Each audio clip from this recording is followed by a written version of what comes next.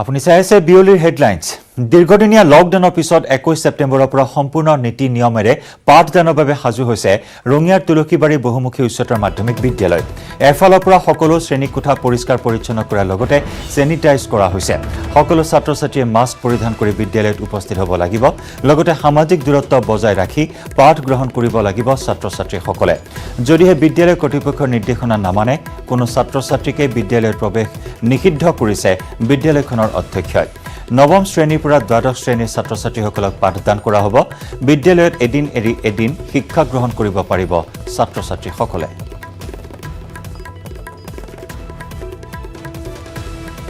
ৰঙিয়াৰ তুলসীবাৰী উচ্চতৰ মাধ্যমিক বিদ্যালয়ৰ পৰা আগবঢ়াইছে আমাৰ সাংবাদিক ইনামুল ইছলামৰ এক ৰিপৰ্ট হয় মই আছোঁ ৰঙিয়া তুলসীবাৰীৰ বহুমুখী উচ্চতৰ মাধ্যমিক বিদ্যালয়ত কোভিড-19ৰ বাবে 6 মাহে বন্ধ আছিল বিদ্যালয়সমূহ যাৰ ফলত শিক্ষা গ্ৰহণ কৰাৰ ক্ষেত্ৰত যথেষ্ট অসুবিধাৰ সন্মুখীন হৈছিল ছাত্ৰ-ছাত্ৰীসকল তাৰ পিছত শিক্ষা বিভাগৰ পৰা নিৰ্দেশনা জাৰি কৰা হৈছে যে অহা 21 ছেপ্টেম্বৰৰ পৰা বিদ্যালয়সমূহ খোলা হ'ব তাৰ বাবে সম্পূৰ্ণ প্ৰস্তুতি চলাইছে বিদ্যালয়সমূহে চেনিটাইজেশ্যনৰ ব্যৱস্থা কৰা হৈছে আৰু যিসকল ছাত্ৰ-ছাত্ৰী আহিব বিদ্যালয়খন এই বিদ্যালয়খনত সকলোকে মাস্ক পৰিধান কৰি সামাজিক দূৰত্ব বজাই ৰাখি ইয়াত পাঠদান কৰা হ'ব আমাৰ লগত ইয়াত ছাত্ৰ-ছাত্ৰীসকল আছে তেখেতসকলৰ পৰা জানিবলৈ বিচাৰিম কি ক'বা কেনেকুৱা লাগিছে আজি বহু দিনৰ পিছত তোমালোক আহিবা ভালেই লাগিছে আমাৰ স্কুলত আহিব তোমালোকে কেনেকুৱাকৈ সামাজিক দূৰত্ব বজাই ৰাখিবা দূৰত্ব চেনিটাইজাৰ লাগিব মাস্ক পৰিধান কৰিব লাগিব ডিষ্টেঞ্চ মানি চলিব লাগিব আৰু ক্লাছত মেইনটেইন বজাই ৰাখিব আহিব দিব আমাৰ লগত আন এগৰাকী ছাত্ৰী আছে তেখেতৰ পৰা জানিবলৈ বিচাৰিম আহিবা না তোমালোক আহিম স্কুলত আহিবা দিব ঘৰৰ পৰা আহিব দিব আৰু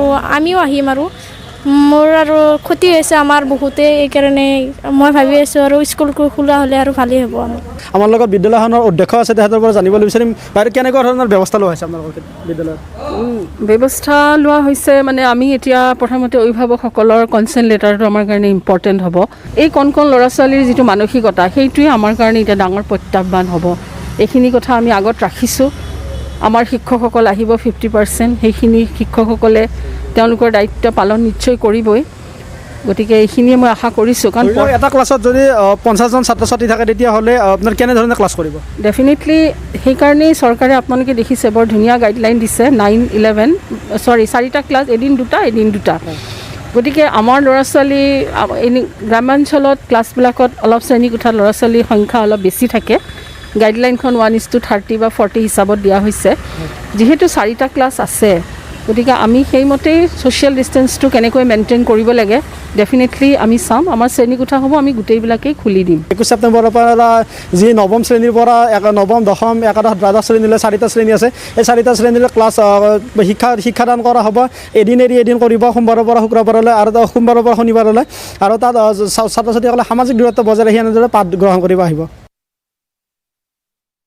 অভিভাৱকৰ অনুমতি সাপেক্ষেহে বিদ্যালয়লৈ আহিব পাৰিব ছাত্ৰ-ছাত্ৰী অভিভাৱকৰ অনুমতি নোহোৱা ছাত্ৰ-ছাত্ৰীয়ে ঘৰতেই অনলাইন ক্লাছ কৰিব পাৰিব এতিয়াও খোলা নহ'ব হোষ্টেলসমূহ আনহাতে যিকোনো জিলাৰ ছাত্ৰ-ছাত্ৰীয়ে বৰ্তমান নিজৰ জিলাৰ যিকোনো শিক্ষানুষ্ঠানতে পাঠ গ্ৰহণ কৰিব পাৰিব বিদ্যালয় খোলাৰ পূৰ্বে এই গুৰুত্বপূৰ্ণ মন্তব্য শিক্ষামন্ত্ৰী হিমন্ত বিশ্ব শৰ্মাৰ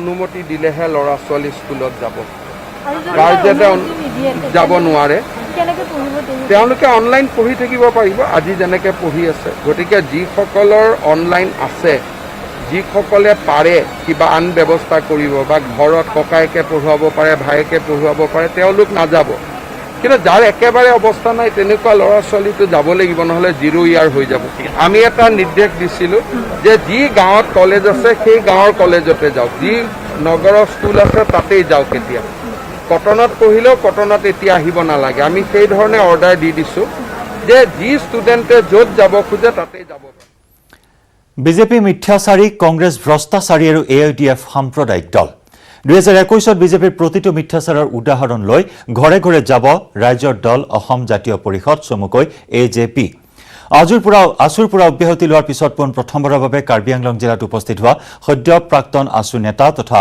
AJPৰ সমন্বয়ক ৰাজু ফুকনে বকলিয়া ঘাটত এই মন্তব্য কৰে বিভিন্ন জাতি জনগোষ্ঠীৰে ভৰপূৰ অসমৰ সমস্যা সমাধানৰ হকে ঘৰে ঘৰে যাব AJP বাহাৰিয়া জিলাখনত সমন্বয়ৰ মাজেৰে সকলোকে আগবঢ়াই নিয়াৰ চিন্তা কৰিছে AJPয়ে বিজেপিৰ মিছা প্ৰলোভনবোৰক উদাহৰণ হিচাপে লৈ এজেপি ঘৰে ঘৰে যাব বুলিও তেওঁ মন্তব্য কৰি কয় যে অসমৰ ৰাজ্যে দলটোক আঁকোৱালি ল'ব বুলিও তেওঁ বিশ্বাস কৰে।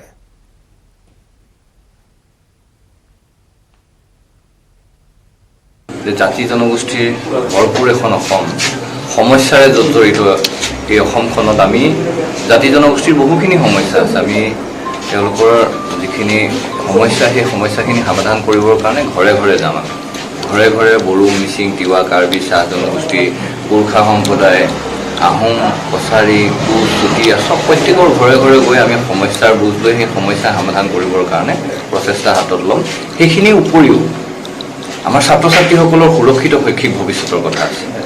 লকডাউনৰ পাছত ছাত্ৰ ছাত্ৰীসকল বিভিন্ন ঠাইত পঢ়ি আছিল যদিও অসমলৈ ঘূৰি আহিল। তেওঁলোকক কেনেকৈ ধৰণৰ ভৱিষ্যতৰ দিনত এজন মানুহ হিচাপে জীয়াই সুনাগৰিক হিচাপে তেওঁলোকক আচলতে আমি জীয়াই ৰাখিব পাৰিম।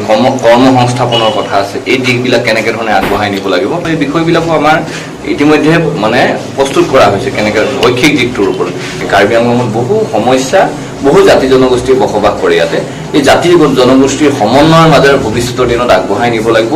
সেই চিন্তা আমাৰ এজেপিৰ আছে, অসম জাতীয় পৰিষদৰ আছে। সেইকাৰণে কাৰ্বি আংলঙৰ মাজেৰে বাট বুলি মই আচলতে ভৱিষ্যতৰ দিনত আগবাঢ়ি যাবৰ কাৰণে ইয়াত সোমাই গ'লো। ভাৰতত আল কায়দাৰ ঘাটি উৎখাত কৰিলে সেনাই। পশ্চিমবংগ আৰু কেৰালাত আল কায়দাৰ ঘাটি উৎখাত। পশ্চিমবংগৰ মুৰ্ছিদাবাদ আৰু কেৰালাৰ এৰ্ণাকুলামত উৎখাত কৰা হয় আল কায়দাৰ ঘাটি। দুই ঠাইৰ পৰা এনআইএ গ্ৰেপ্তাৰ কৰিছে আল কায়দাৰ সৈতে জড়িত 9জনকৈ লোকক। পশ্চিমবংগৰ পৰা 6জন আৰু কেৰালাৰ পৰা 3জনক গ্ৰেপ্তাৰ কৰা হয়। পিষ্টল, বিস্ফোৰক, জেহাদ সম্পৰ্কীয় কিতাপ, ডিজিটেল সামগ্ৰী জব্দ কৰা হয়। ভাৰতত কুটাঘাতমূলক কাৰ্য কৰাৰ পৰিকল্পনা আছিল আল কায়দাৰ। আল কায়দাৰ মূল টাৰ্গেট আছিল ৰাজধানী দিল্লী। অনলাইন যোগে কামত নিয়োগ কৰিছিল বহু লোকক।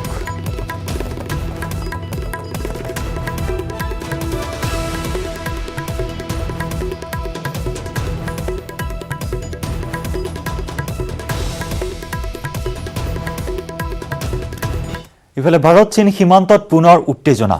ভাৰতীয় সেনাৰ পেট্ৰলিং দলক বাধা প্ৰদান চীনা সৈন্যৰ। 10টা পেট্ৰলিং পইণ্টত ভাৰতীয় সেনাক বাধা। ডেপচাং প্লেইন আৰু গলৱানকে ধৰি 10টা পেট্ৰলিং পইণ্টত ভাৰতীয় সেনাক পেট্ৰলিঙত বাধা প্ৰদান কৰে চীনা সৈন্যই। এই ঘটনাক কেন্দ্ৰ কৰি সীমান্তত পুনৰ উত্তেজনা বৃদ্ধি পাইছে দুয়ো দেশৰ মাজত।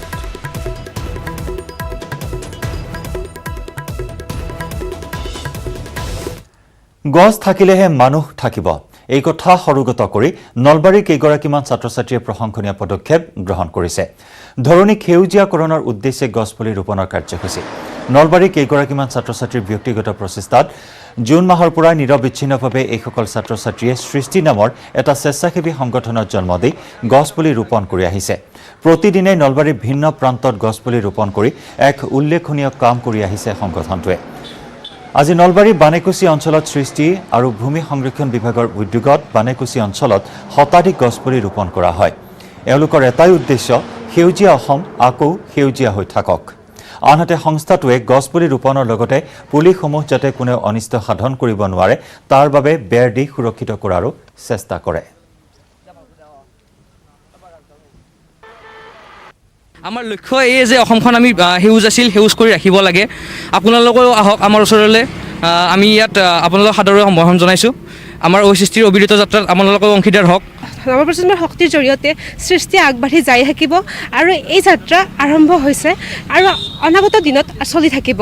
এই আমাৰ এই পদক্ষেপটো যাতে অসমৰ সকলো বিশেষকৈ সৰু ল'ৰা ছোৱালীৰ পৰা আৰম্ভ কৰি একেবাৰে ডাঙৰখিনিলৈ বিয়পি যায়, তাৰ কাৰণে আমি চেষ্টা কৰিছোঁ। অসমৰ আদিবাসী লোকসকলক জনজাতিকৰণৰ মৰ্যাদা প্ৰদান কৰা, চাহ শ্ৰমিকক দৈনিক মজুৰি 351 টকালৈ বৃদ্ধি কৰা আৰু চাহ শ্ৰমিকসকলক ভূমি পট্টা প্ৰদানৰ দাবীত সদৌ অসম আদিবাসী ছাত্ৰ সন্থাই ডুমডুমাৰ বাইপাছত তীব্ৰ প্ৰতিবাদ সাব্যস্ত কৰে। আদিবাসী ছাত্ৰ সন্থাই দাবী কৰি অহা অসমৰ আদিবাসী লোকসকলৰ সমস্যা সন্দৰ্ভত সদনত মাত নামাতি কেৱল নিৰ্বাচনৰ সময়ত জনগোষ্ঠীটোক মনত পেলাই বুলি অভিযোগ কৰি ডুমডুমা সমষ্টিৰ বিধায়ক দুৰ্গা ভূমিজ, তিনিচুকীয়া সমষ্টিৰ বিধায়ক তথা মন্ত্ৰী সঞ্জয় কিষাণৰ লগতে ডিগবৈৰ বিধায়ক সুৰেন ফুকনৰ প্ৰতিমূৰ্তি দাহ কৰি সাব্যস্ত কৰে প্ৰতিবাদ।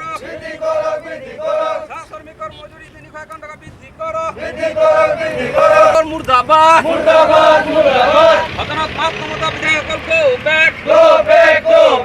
আদিবাসীসকলৰ সমস্যালৈ মাত নমতা বিধায়কসকল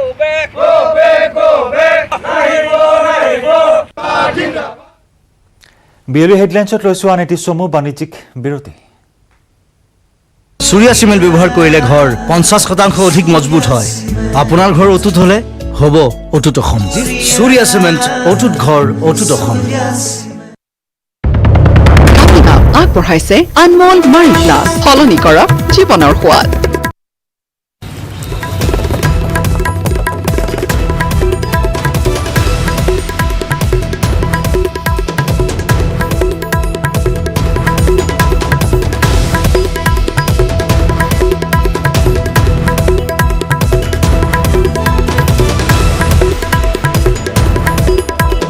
কামিং আপ আগবঢ়ালে আনমোল মাৰি প্লাছ, সলনি কৰক জীৱনৰ সোৱাদ।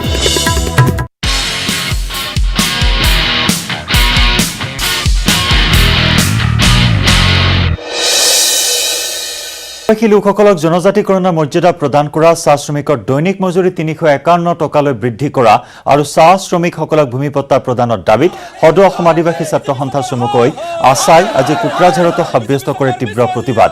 কোকৰাঝাৰ চাহ বাগিচাত মানৱ শৃংখল কৰি প্ৰতিবাদ সাব্যস্ত কৰে আছাই। প্ৰতিবাদকাৰীসকলে হাতে হাতে বেনাৰ প্লেকাৰ্ড লৈ চৰকাৰ বিৰোধী ধ্বনিৰে উত্তাল কৰি তোলে পৰিৱেশ।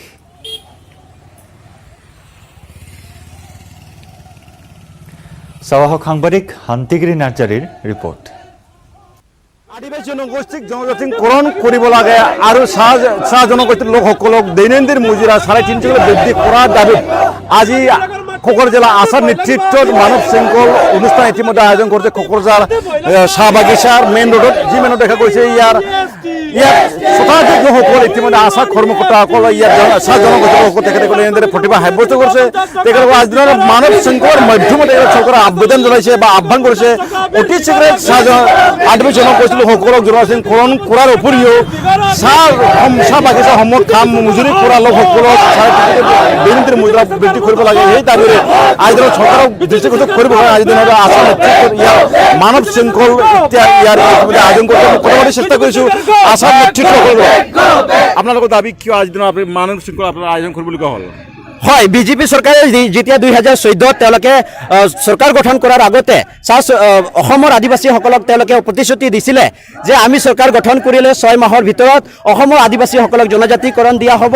তাৰ লগতে চাহ শ্ৰমিকে যি দৈনিক মজুৰি ন্যূনতম মজুৰি সেইটো 350 টকালৈ দিয়া হ'ব আৰু অসমত বসবাস কৰি থকা আদিবাসীসকলক ভূমিৰ পট্টা দিয়া হ'ব বুলি তেওঁলোকে যি প্ৰতিশ্ৰুতি দিছিলে, সেই প্ৰতিশ্ৰুতি 4.5 বছৰ পাৰ হৈ যোৱাৰ পিছতো তেওঁলোকে পূৰণ কৰা নাই। তাৰ প্ৰতিবাদত আজি ৰাজ্যজুৰি আমি আছাৰ উদ্যোগত আমি প্ৰতিবাদী কাৰ্যসূচী কৰিছোঁ আৰু চৰকাৰৰ ওচৰত দাবী জনাইছোঁ যে অতি শীঘ্ৰে যে আমাৰ জনজাতিকৰণ, চাহ শ্ৰমিকৰ দৈনিক মজুৰি আৰু ভূমিৰ পাট্টা অতি শীঘ্ৰে আদিবাসীসকলক প্ৰদান কৰিবৰ কাৰণে আমি দাবী জনাইছোঁ। কংগ্ৰেছ চৰকাৰে যোৱা 15 বছৰ আমাক বঞ্চিত কৰিছে, সেই একে দিশতে আজি বিজেপি চৰকাৰেও আমাক বঞ্চিত কৰি আছে বুলি আমি ক'বলৈ বাধ্য হৈছে। আজিৰ দিনত আদিবাসী জনগোষ্ঠীৰ আশাকে আদি কৰি বিভিন্ন দল সংগঠন ইতিমধ্যে চৰকাৰৰ তেখেতসকলে প্ৰতিভা সাব্যস্ত কৰিছে। আজিৰ দিনৰ চৰকাৰৰ ওপৰত তেখেতসকলে অসন্তোষ প্ৰকাশ কৰি পেলাই আজিৰ দিনৰ আছাৰ নেতৃত্ব কোকৰাঝাৰ জিলাৰ চাহ বাগিচাৰ মেইন ৰোডত তেখেত আদিবাসী জনগোষ্ঠীৰ লোকসকল ইয়াৰ আছাৰ নেতৃত্ব তেখেতৰ মানৱ শৃংখল তেখেতসকলে প্ৰতিভা সাব্যস্ত কৰি তেখেতে দাবী কৰিছে অতি শীঘ্ৰে চৰকাৰ ফালৰ পৰা আদিবাসী জনগোষ্ঠীক জনজাতিকৰণ কৰাৰ উপৰিও আদিবাসী জনগোষ্ঠী যিসকল লোকসকল আজি দিনৰ চাহ বাগিচাসমূহ কাম কৰে তেখেতসকলক দৈনন্দিন মজুৰা 350 টকালৈ বৃদ্ধি কৰিব লাগে। যদি অনাগত সময়ত যদি চৰকাৰে তেনেকুৱা বিজেপি নেতৃত্বৰ চৰকাৰে যদি তেনেকুৱা ব্যৱস্থা গ্ৰহণ নকৰে তেতিয়াহ'লে ইয়াৰকে জংগী আন্দোলন গঢ়ি তুলিবৰ কাৰণে ইতিমধ্যে আশা আৰু আদিবাসী জনগোষ্ঠীৰ সাজু আছে বুলি চৰকাৰে তেখেতসকলে শংকা প্ৰকাশ কৰিছে। ভাৰতত দৈনিক উদ্বেগজনকভাৱে বৃদ্ধি পাইছে কৰোনা আক্ৰান্তৰ সংখ্যা। 53,08,015 জনলৈ বৃদ্ধি পাইছে কৰোনা আক্ৰান্তৰ সংখ্যা। বিগত 24 ঘণ্টাত 93,337 জন লোক আক্ৰান্ত হৈছে কোভিড-19ত। বৰ্তমানলৈকে কৰোনাত প্ৰাণ গৈছে 85,619 গৰাকী লোকৰ। এদিনতে মৃত্যু হৈছে 1,247 জন লোকৰ। কৰোনাৰ গণসংক্ৰমণ আৰু মৃত্যুৰ পৰিসংখ্যাৰে সমগ্ৰ বিশ্বৰ ভিতৰত আমেৰিকাৰ পিছতেই দ্বিতীয় স্থানত আছে ভাৰত। আনহাতে অসমতো দৈনিক উদ্বেগজনকভাৱে বৃদ্ধি পাইছে কোভিড-19ত আক্ৰান্তৰ সংখ্যা। বৰ্তমানলৈ 1,52,858 জন লোক আক্ৰান্ত হৈছে। বিগত 24 ঘণ্টাত পুনৰ 2,509 জন লোক আক্ৰান্ত হৈছে। ইয়াৰ ভিতৰত গুৱাহাটীত 541, লখিমপুৰত 207, গোলাঘাটত 197 আৰু যোৰহাটত 162 জন আক্ৰান্ত হৈছে কোভিড-19ত। এই পৰ্যন্ত প্ৰাণ হেৰুৱাইছে 540 জন লোকে। শুকুৰবাৰে পুনৰ 12 গৰাকী কোভিড ৰোগীৰ মৃত্যু হয়। কৰোনাত আক্ৰান্তৰ শতকৰা হাৰ 6.96% বৃদ্ধি। বৰ্তমানলৈ আৰোগ্য লাভ কৰিছে 1,23,684 জনে আৰু চিকিৎসাধীন হৈ আছে 28,631 জন ৰোগী।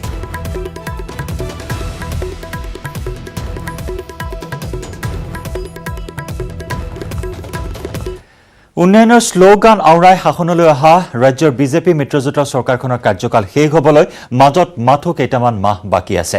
নিৰ্বাচনৰ প্ৰাক মুহূৰ্তত ৰাইজক দিয়া প্ৰতিশ্ৰুতিসমূহ ৰূপায়ণত চৰকাৰখন যে সম্পূৰ্ণৰূপে ব্যৰ্থ হৈছে তাৰ জ্বলন্ত উদাহৰণ ধেমাজি গাঁৱৰ ৰাজপথৰ দৃশ্য। কেঁচুখনা কছাৰী গাঁৱৰ এই পথছোৱাক আপুনি পথ বুলি ক'বলৈ 10 বাৰ ভাবিব লাগিব। বহিঃজগতৰে যাতায়াতৰ একমাত্ৰ মাধ্যম এই পথছোৱা নিৰ্মাণ কৰাৰ বাবে স্থানীয় বিধায়ক ৰণোজ পেগু আৰু সাংসদ প্ৰদান বৰুৱাক ৰাইজে বাৰম্বাৰ অনুৰোধ জনাই আহিছে, কিন্তু আজি পৰ্যন্ত গা নলৰিল জনপ্ৰতিনিধিৰ। আগবঢ়াইছোঁ সাংবাদিক মন বিকাশ বৰগোহাঁইৰ ৰিপৰ্ট। এই মুহূৰ্তত আমি উপস্থিত আছোঁ পশ্চিম ধেমাজিৰ কেঁচুখনা কছাৰী গাঁৱত আৰু কেঁচুখনা কছাৰী গাঁৱৰ যদি বাট পথৰ যদি দেখুৱাব বিচাৰিছোঁ আৰু এনেধৰণৰ এটা অৱস্থা, যিহেতু বাৰিষাৰ নহয় খৰালি মাহতো এনেধৰণে এই পথত একাঠু পৰ্যন্ত পানী থাকে আৰু একাঠু পৰ্যন্ত পানী থকা এই পথটো নিৰ্মাণৰ বাবে আজি কপতি ইয়াৰ বিধায়কগৰাকীয়ে কিন্তু কোনো ধৰণৰ ব্যৱস্থা গ্ৰহণ নকৰিলে। আমি এগৰাকী স্থানীয় ব্যক্তিৰ পৰা জানিব বিচাৰিম এই পথটো ক'ৰ পৰা ক'লৈ গৈছে আৰু আপোনালোকে কিমান বছৰ ধৰি আজিলৈকে এই পথটো নিৰ্মাণ নহ'ল? এই পথটো আমি দেখাত 12 চনৰ বানপানী আমাৰ ইয়াত শেষ বানপানী হৈছিল দেই, আৰু 12 চনৰ পাছত যি চৰকাৰ হ'লে সেই চৰকাৰেও খবৰ নল'লে আৰু তাৰ পাছতে আমাৰ ভাৰতীয় জনতা পাৰ্টীৰ চৰকাৰ হ'ল, কেন্দ্ৰটো হ'ল, অসমতো হ'ল। হোৱাৰ পাছত আজি তেখেতলোকৰ প্ৰায় যি নকৰিবও হ'ল, কিন্তু এই 4 বছৰ পাছতো এই ৰাস্তাটো তেখেতলোকৰ চকুত মানে এতিয়ালৈকে নপৰে। আমাৰ এই কেঁচুখনা অঞ্চলত আমি উন্নয়নৰ কোনো হেৰি দেখা নাই, ভূমিকা মানে লোৱা দেখা নাই, কিন্তু এটাই উন্নয়ন কৰিছে আৰু মানে ৰাইজক বিনামূলীয়াকৈ চাউল খাইছে। হয়, আচলতে তেওঁলোকক ৰাইজক আচলতে কণা প্ৰদান দি আচলতে দিয়াৰ ধৰণৰ এটা কথা হৈছে। কিমান ৰাইজ আছে, কেনেধৰণৰ আপোনালোকে যাতায়াত কৰে? আচলতে আমাৰ প্ৰায় 60ঘৰমান ৰাইজে এই পুখুৰী নিচিনা ৰাস্তাই আজি যাতায়াত কৰি থকা হৈছে। আজি বহুত দিনে আমি দেখাই প্ৰায় বহুত দিনে এই ৰাস্তাটো এনেধৰণে যাতায়াত কৰি থকা হৈছে। ইয়াতকৈ বেছি হয় আৰু এতিয়া এইকেইদিনা অকণমান কম হৈছে, বাৰিষা ইয়াতকৈ বেছি হয়। যিমান বৰষুণ দিয়ে সিমানে পানী বেছি হৈ গৈ থাকে। ইয়াতে বিধায়ক সাংসদ কেতিয়াবা আহিছেনে? বিধায়ক সাংসদ তেখেতলোকৰ ইলেকশ্যনৰ টাইমত এপাক কেতিয়াবা আহে, আশে পাশে গুচি যায়, কিন্তু এইখিনিতে ৰখি বা কিবা এটা দিয়া কথাও আমাৰ ৰাইজে অকণমান অনুকীয়া। তেওঁলোকে সেই মুহূৰ্তত দিম বুলিয়ে কৈ যায়, কিন্তু পিছ মুহূৰ্তত মূৰ্চা গৈ থাকে, একো নিদিয়ে, কাণ সাৰ নিদিয়ে। চৰকাৰে পৰিৱৰ্তনৰ কথা কৈছে, কি পৰিৱৰ্তন হৈছে আপোনালোকৰ অঞ্চলটোত? আমাৰ অঞ্চলটোত একো পৰিৱৰ্তন হোৱা নাই, বেলেগ অঞ্চলত হ'ব পাৰে, কিন্তু আমাৰ ইয়াত ইলেকশ্যনৰ সময়তে যি কৈ যায় তাৰপিছত তাৰ একো ভাল ফল দিবলৈ নাই পোৱা। এই পথটো আপোনালোকে যেতিয়া চিকিৎসালয়লৈ যাবলগীয়া হয় কেনেকুৱা ধৰণৰ এটা অৱস্থা হয়? আমি চিকিৎসালয় যাব লগা হ'লে আমি ধৰক মানুহে মানে বেছি যদি অসুবিধা হয় মানুহগৰাকী দাঙি নি পিনে গাড়ীত উঠাব লগা হয়। গাড়ী টাউন একনিলৈ নাহে, আমাৰ একনিৰ আমি 15 মিনিটমান আমাৰ মানুহে দাঙি নিব লগা হৈ যায়। 108 কেতিয়াবা পোনপটীয়াভাৱে ইয়ালৈ আহিছে নাই। বিধানসভাত আচলতে নীৰৱ ভূমিকা পালন কৰা ধেমাজিৰ সমষ্টি বিধায়ক ডক্টৰ ৰণোজ পেগুৱে কিন্তু সততে বিভিন্ন স্থানত আচলতে তেওঁলোকে আঁচনি অনুমোদন কৰিছে, কিন্তু এই অঞ্চলৰ পশ্চিম ধেমাজিবাসীৰ কিন্তু এই যি আচলতে জ্বলন্ত সমস্যা, এই বাট পথৰ যি সমস্যা, এই সমস্যা আজি কিন্তু সমাধান কৰাৰ ক্ষেত্ৰত কিমান আগ্ৰহী, এই এনেধৰণৰ বাট পথৰ পথে তাৰ উৎকৃষ্ট এটা নিদৰ্শন দাঙি ধৰিছে। পশ্চিম ধেমাজিৰ যে প্ৰকৃত অৰ্থত বা ধেমাজি সমষ্টিত কেনেধৰণৰ পৰিৱৰ্তন হৈছে, ধেমাজিৰ কিন্তু পশ্চিম ধেমাজি এইসকল লোকে কিন্তু কৈ দিব খুজিছে যে প্ৰকৃত অৰ্থত কেনেধৰণৰ পৰিৱৰ্তন হৈছে, তেওঁলোকে ইয়াৰ দ্বাৰাই দেখুৱাই। কৰোনা মহামাৰীৰ সকলো বিধি ধোৱা চাঙত উঠা পৰিলক্ষিত হৈছে টংলা সাপ্তাহিক বজাৰত। মাস্ক অবিহনে বজাৰলৈ আহিছে প্ৰায় সংখ্যক লোক। কৰোনাৰ সংক্ৰমণ ৰোধৰ বাবে চৰকাৰে বান্ধি দিয়া সকলো নীতি নিয়ম উলংঘা কৰি ওলাই আহিছে একাংশ লোক। প্ৰশাসনে বহু চেষ্টা কৰিও এই নিয়মসমূহ মনাব পৰা নাই এনে একাংশ অবিবেচকী লোকক। ৰিম্পুজয় নাথৰ এক ৰিপৰ্ট চাওক।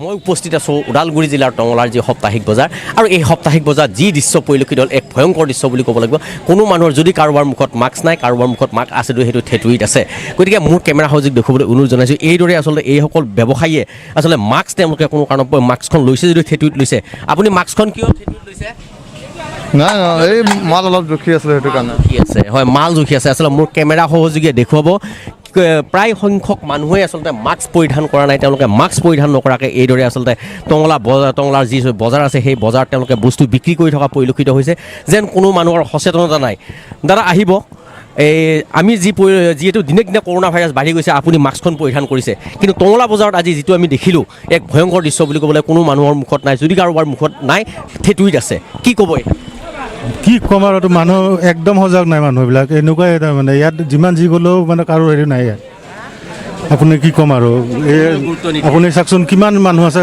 মাস্ক নাই চাওকচোন আপুনি এওঁলোক কি বুলি ক'ব এওঁলোকক এতিয়া পুলিচে প্ৰশাসনে 500 টকাকৈ জৰিমনা ভৰাইছে তথাপিও মাস্ক পৰিধান নাই পুলিচ এই মাত্ৰ গৈছে 500 টকা ফাইন ভৰাই এইখিনি আপুনি মাস্কখন কিয় পৰিধান কৰা নাই কি ক'লে পৰিধান কৰিব নালাগে নাই লাগে তেতিয়াহ'লে কিয় কৰা নাই আপুনি জাষ্ট মই গাড়ীখন থৈ আহিছোঁ কাৰণে হেৰি কোনো এক্সকিউজ নহয় বাৰু ভুলটো মোৰে বাৰু কিন্তু আছে মোৰ গাড়ীতে আছে মই গুৱাহাটীৰ পৰা আহিছোঁ এতিয়া জাষ্ট দৌৰাদৌৰিতে মই এতিয়া আকৌ যাব লাগে কাৰণে মই গাড়ীতে এৰি থৈ আহিলোঁ কিন্তু আজি বজাৰত যি পৰিলক্ষিত হৈছে আপোনাৰ দৰে আচলতে সকলো মানে মাস্ক পৰিধান কৰা কি ক'ব সেইসকলক নাই মই ক'ব লগা একো নাই ভুলটো মই কৈছোঁৱে যে মোৰ নিজৰে ভুল এইফালে মাস্কখন থেতুৰিত কিয় লৈছে মাস্কখন ক'ত ল'ব লাগে এইটো মুখত ল'ব লাগে কিয় লোৱা নাই মুখত গৰম লাগছে কাৰণে মাত্ৰ কৈছোঁ আৰু এজন ব্যক্তি আছে তেওঁৰ পৰা মই জানো আপুনি ইয়াতে ঘৰ আপোনাৰ নহয় মই বেলেগক মাস্কখন কিয় পিন্ধা নাই আপুনি পিন্ধিছিলোঁ মই এই তামোল খোৱাৰ কাৰণে ৰাখি দিছোঁ বাইদেউ মাস্কখন কিয় পিন্ধা নাই বাইদেউ আচলতে মাস্ক কোনো ইয়াতে পৰিধান কৰা নাই এইদৰে আচলতে সকলো লোকে মাস্ক পৰিধান নকৰা এই দুজন বৃদ্ধ আছে সেই দুজন বৃদ্ধকো মই দেখুৱাবলৈ অনুৰোধ জনাইছোঁ তেওঁলোকে কিন্তু মাস্ক পৰিধান কৰা নাই খুৰা কি মাস্ক পৰিধান কৰিব নালাগে নেকি লাগে মাছ আছে কিয় পৰিধান কৰা নাই মাস্কখন আছে এইটো বাইদেউ ক'ত আহিছে বজাৰত আহিছে এই মাস্কখন কিয় পিন্ধা নাই মাস্কখন কিয় পিন্ধা নাই মাছটো আছে আছে পিন্ধা নাই হয় মাস্কখন পৰিধান কৰা নাই আৰু এজন ব্যক্তি আহিছে কিয় মাস্কখন কিয় পিন্ধা নাই কিবা চাৰাখিনি লওঁতে মানে সেইবিলাক সেইকাৰণে মাস্কখন পিন্ধা নাই আমি বজাৰত লক্ষ্য কৰিছোঁ আপুনি মাস্ক পৰিধান কৰিছে কিন্তু বজাৰত প্ৰায় 90% মানুহে মাস্কখন হয়তো থেতুৰিত পিন্ধিছে আৰু কোনোবাই লোৱাই নাই কি ক'ব মানুহ সজাগ হোৱা নাই একেবাৰে হোৱা নাই সজাগ মইতো ধমকি দিছোঁ কেইজনমানক মই ক'লোঁ মাস্কটো লৈহে কথা পাতিবা কিছুমান মানুহ বহি আছে বস্তু দিবৰ কাৰণে মই ক'লোঁ ইয়াৰ সৈতে সময় হ'ল বিয়লিৰ হেডলাইন্সৰ পৰা বিদায় লোৱাৰ নমস্কাৰ